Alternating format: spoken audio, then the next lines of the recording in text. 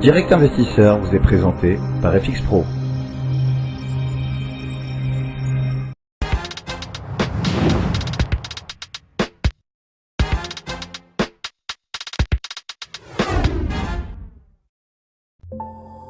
Direct Investisseur vous est présenté par Crescendo Trading. Retour sur le plateau de Direct Investisseur et on va parler devises. On accueille Antoine Fraisse-Soulier, analyste des finances. Bonjour Antoine. Bonjour Fabrice. Alors on s'intéresse au dollar index, le dollar en pleine forme, le billet vert en ce moment, et ça se voit dans le dollar index évidemment. Oui, c'est exactement ça, c'est-à-dire qu'on a depuis la mi-octobre un retour en force du dollar face à toutes les devises. On a eu un dollar qui a progressé sensiblement face à l'euro, mais également face à des devises de matières premières, notamment dû au fait que ce qui a été intégré par les investisseurs, c'est que la Fed allait remonter ses taux pour le mois de décembre. Là, c'est vraiment pricé quasiment totalement dans les cours. C'est vrai qu'on a eu des déclarations selon des membres de la Fed où il n'y a plus vraiment de doute sur une remontée des taux pour le mois de décembre. Et donc, consécutivement à cela, on a eu une progression du dollar. Ouais, les patrons de la Fed de New York, d'Atlanta, de Richmond, qui se sont prononcés, qui ont dit des petites phrases cette semaine. Donc là, il n'y a plus trop de doute. 15 et 16 décembre, exactement. ça y est, peut-être premier relèvement des taux. Oui, enfin. Exactement. Enfin, après 10 ans donc de statu quo et de taux à zéro. Rappelez-nous Antoine ce qu'est le dollar index. Alors le dollar index, c'est un indice qui représente le dollar face à 4 devises.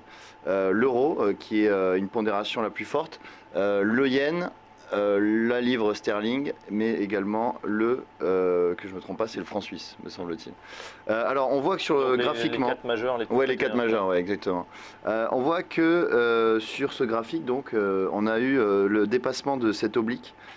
C'était au début du mois de novembre, et après une accélération haussière. Avec donc quasiment l'atteinte des anciens plus hauts qui se situent, qui ont été atteints en mars aux alentours des 100. Et donc là on est à 99,27, donc on n'est plus très loin des anciens plus hauts. Aziz, mars, on se souvient par rapport à l'euro-dollar, oui, c'était plus bas le niveau. plus haut. Le plus bas sur l'euro-dollar, on était sur les 1,0450 à peu près en ce moment-là. On reprend effectivement en confirmation de ce que disait Antoine, le dollar index est fort, on se dirige vers les sommets de mars.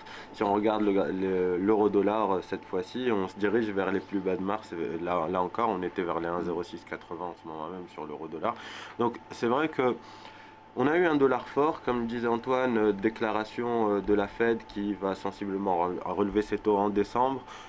Divergence de politique monétaire entre la BCE et la Fed, ça pèse sur l'euro, ça renforce le dollar. On a eu les minutes du FOMC qui confirmaient que la hausse des taux était plutôt avérée pour décembre. Et donc effectivement, alors qu'on se dirige vers une hausse progressive, ce qui est rassurant, c'est que la hausse se fera de manière progressive, ce ne sera pas du tout agressif.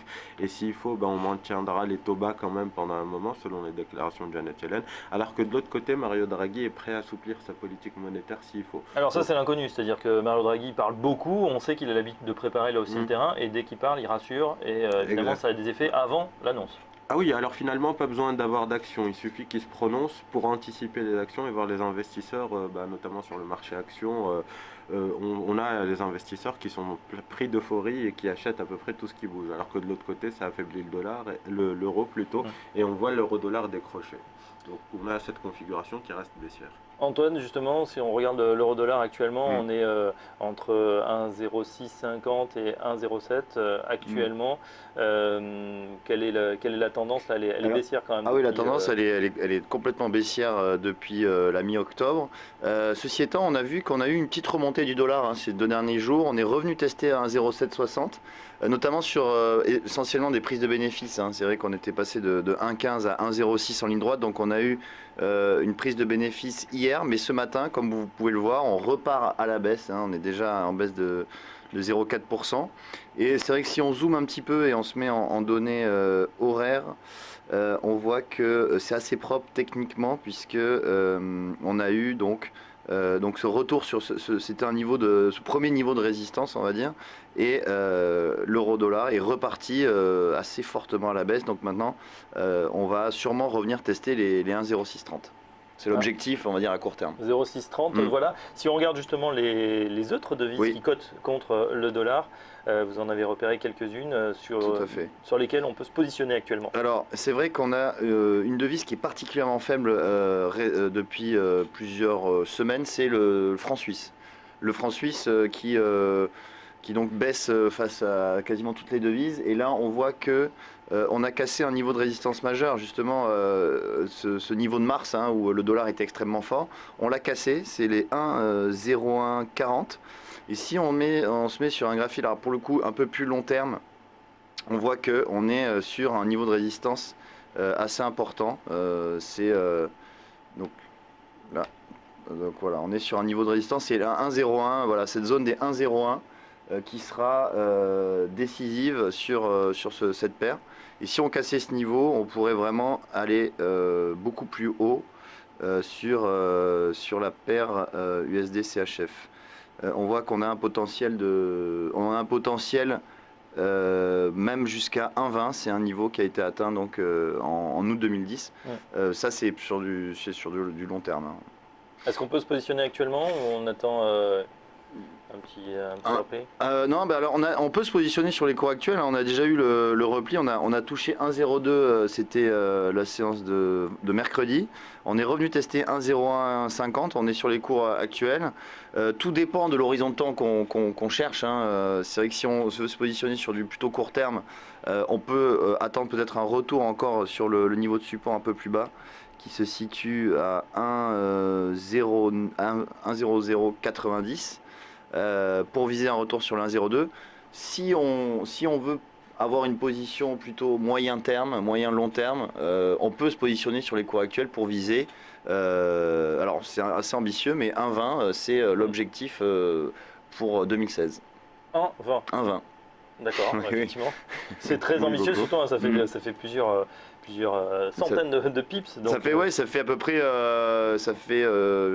exactement 1800 pips, mais c'est une position long terme qu'on peut garder. Alors parce qu'après le franc suisse, les taux d'intérêt de la Banque centrale suisse sont à 0, comme ceux de la Fed. Donc on ne subira pas de différentiel de taux d'intérêt. On peut imaginer qu'il y a quand même des réactions des banques centrales. C'est vrai que quand votre monnaie comme ça se déprécie, évidemment c'est bon pour vos exportations, mais évidemment ça renchérit le coût du dollar et tout ce que vous payez en dollars. Oui, alors c'est effectivement la balance. On a d'un côté une monnaie faible, donc c'est très bon pour les entreprises exportatrices, et de l'autre côté, pour toutes celles qui ont des activités où elles doivent cette fois-ci sortir des dollars, ça leur coûte de plus en plus cher, et c'est effectivement la balance.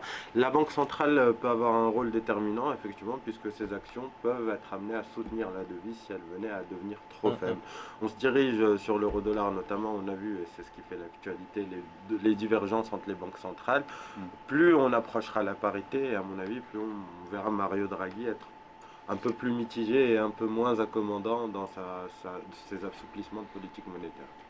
Antoine, une autre... Non, pour terminer, je voulais juste rester sur le dollar franc suisse pour vous montrer graphiquement le potentiel, pourquoi aller sur 1,20, puisque sur du très long terme. Sur du long terme, voilà, là je suis sur en données hebdomadaires. C'est vrai que là on est sur vraiment une résistance de long terme qui date de 2010. Mais si on cassait ce niveau, il y a un potentiel d'appréciation très important et on pourrait reporter la précédente phase. Finalement, on est un peu dans une phase de consolidation latérale. Si on reportait cette hauteur, on irait donc sur les 1,15 et pourquoi pas en extension 1,20, c'est l'objectif. Voilà, 1,15 et 1,20, peut-être le trade pour 2016, donc pour se positionner sur du long terme sur l'USD CHF. Merci pour ce point de devise, Antoine Fraisse-Soulier. Dans un instant, la suite, on va passer à la rubrique La Bourse de A à Z avec Aziz Zejli. A tout de suite.